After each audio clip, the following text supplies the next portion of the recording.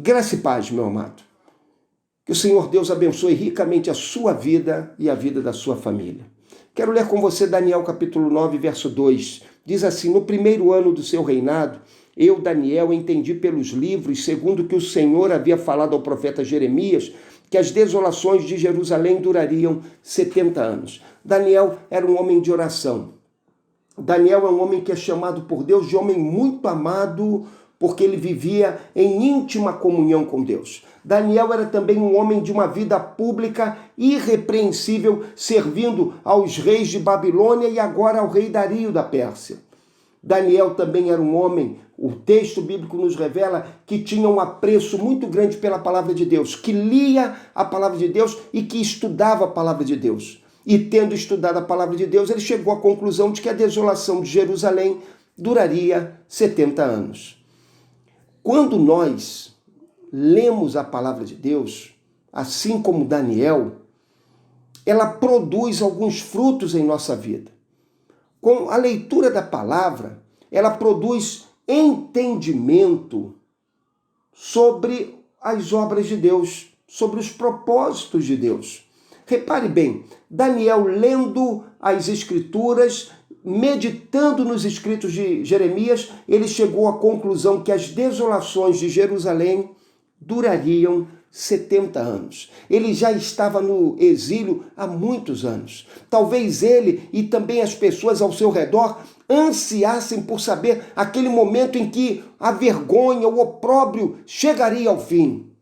Então Daniel, lendo a Escritura, ele chega a uma conclusão simples, porque quando ele lê o profeta Jeremias é enfático quando ele diz que o cativeiro durará 70 anos. Assim, Daniel tem uma compreensão nova daquilo que Deus está fazendo na vida do seu povo. Quando Daniel lê essa palavra de Jeremias, ele alcança entendimento sobre a obra de Deus.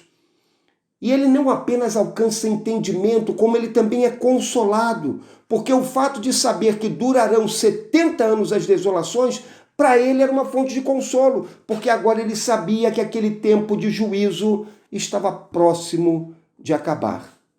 Mas algo mais, quando nós lemos a palavra de Deus, nós temos a percepção que os caminhos de Deus são justos.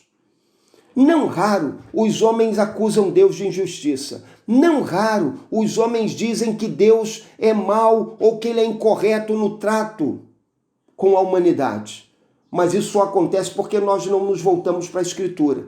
Porque quando nós lemos a Escritura, nós somos invadidos por uma certeza absoluta de que Deus é justo em todos os seus caminhos. Justo é o Senhor em tudo aquilo que ele faz. É essa percepção que Daniel alcança pela leitura dos livros. Porque ao ler os livros, ele vai descobrir que Deus dissera ao seu povo que fazia uma aliança com eles e que enquanto eles o obedecessem, enquanto eles o honrassem, ele seria fiel, os protegeria, os livraria do mal e faria com que a nação prosperasse.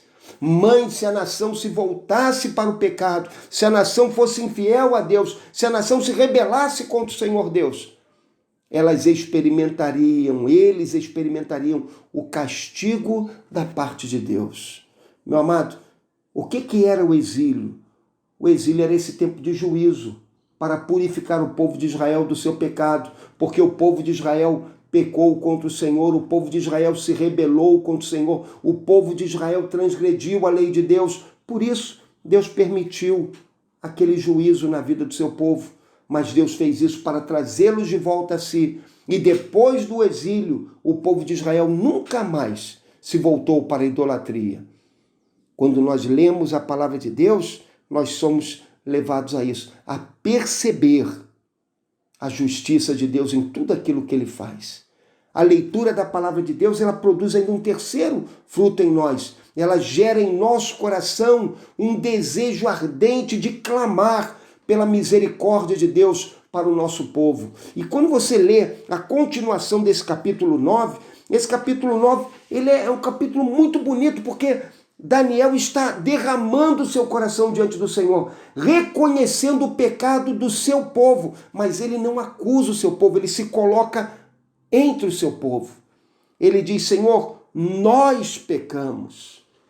E após reconhecer o seu pecado, o pecado do seu povo, e ele mesmo se considerar parte desse povo, ele diz assim para o Senhor, lá no verso 19, ó Senhor, ouve, ó Senhor, perdoa, ó Senhor, atende-nos e age sem tardar, por amor de ti mesmo, ó meu Deus, porque a tua cidade e o teu povo se chamam pelo teu nome. O coração dele é enternecido por Deus. O coração dele chora pelo sofrimento do seu povo.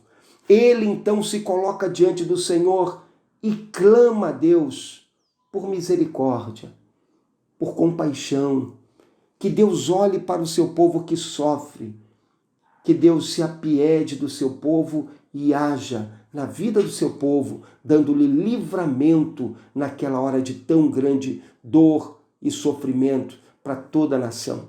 Aquele momento é o momento em que Daniel se coloca diante do Senhor como intercessor para pedir a Deus que Deus faça cessar o tempo da ira e que Deus derrame da sua bondade e misericórdia sobre a vida do seu povo. Meu amado, quando nós lemos a Bíblia, nós somos enternecidos por Deus.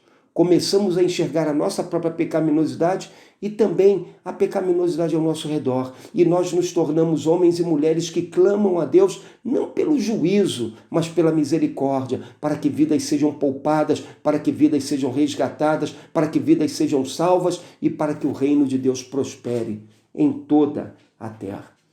Meu amado, como Daniel, leia a palavra, alimente-se com a palavra, estude a palavra, medite na palavra, permita que ela seja o alimento de Deus para a sua vida, permita que ela seja o alimento de Deus para o seu coração, permita que através da palavra o Senhor Deus edifique a sua vida, o Senhor Deus conforte a sua vida, o Senhor Deus te dê entendimento, o Senhor Deus transforme a tua vida, o Senhor Deus abra os teus olhos para tantos que sofrem ao seu redor. Permita que a palavra seja um instrumento de bênção nas mãos de Deus para o seu viver. Que Deus te abençoe.